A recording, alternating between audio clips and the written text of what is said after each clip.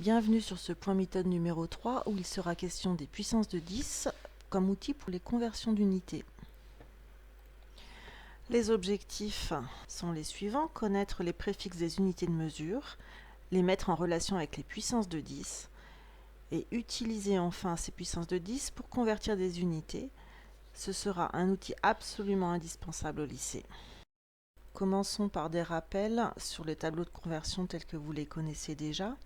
À droite de la colonne de l'unité déci, centi, milli, puis déca qui signifie 10 fois plus grand, hecto 100 fois, kilo 1000 fois plus grand. Ce tableau ainsi est incomplet. En effet, nous allons quelque peu l'élargir. Par exemple, 1000 fois plus petit que le millimètre est le micromètre, et encore 1000 fois plus petit le nanomètre. De la même façon, 1000 fois plus grand que le kilowatt, par exemple, est le mégawatt, et encore 1000 fois plus grand le gigawatt. Il n'y a pas de préfixe pour les colonnes intermédiaires. Rappelez-vous que déca signifie 10 fois l'unité, kilo 1000 fois l'unité, centi le centième de l'unité, etc. Je vous laisse construire le tableau et trouver le rapport entre l'unité et chacune de ces sous-unités.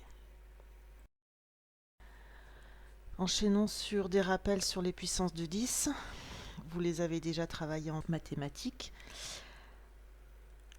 Le plus délicat étant les puissances négatives de 10 qui permettent de décrire le dixième, centième, millième comme étant 10 puissance moins 1, 10 puissance moins 2, 10 puissance moins 3. Il faut connaître ces valeurs afin de les mettre facilement en relation avec les préfixes des unités.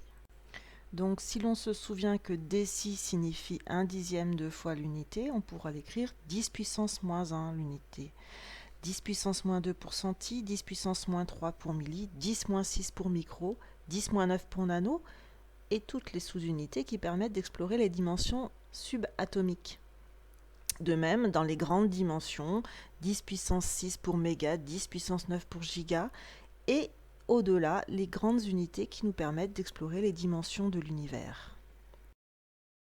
En quoi cela va-t-il nous permettre de nous passer du tableau de conversion désormais? Le principe est le suivant: on va remplacer le préfixe de l'unité par la puissance de 10 correspondante. Exemple, centimètre devient 10 puissance moins 2 mètres. De la même façon, kilogramme devient 10 puissance 3 grammes. Et 2,21 gigawatt, 2,21 fois 10 puissance 9 watts. Mettez sur pause pour résoudre les deux exemples. Pour conclure, revoyons l'intérêt des puissances de 10 à travers deux exemples. D'abord, simplifier les calculs utilisant des très grands ou des très petits nombres. Je vous laisse résoudre ce problème.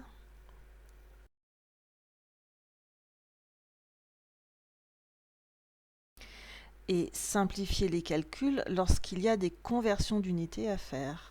À vous de jouer. Ici, il faudra diviser les 6 fois 10 puissance 6 grammes de charbon par la masse en grammes d'un atome de carbone afin de trouver le résultat, après avoir joué avec les puissances de 10. Ce résultat est impressionnant, je vous le concède, mais il est réaliste et j'espère que vous comprenez l'intérêt des puissances de 10 maintenant. À bientôt!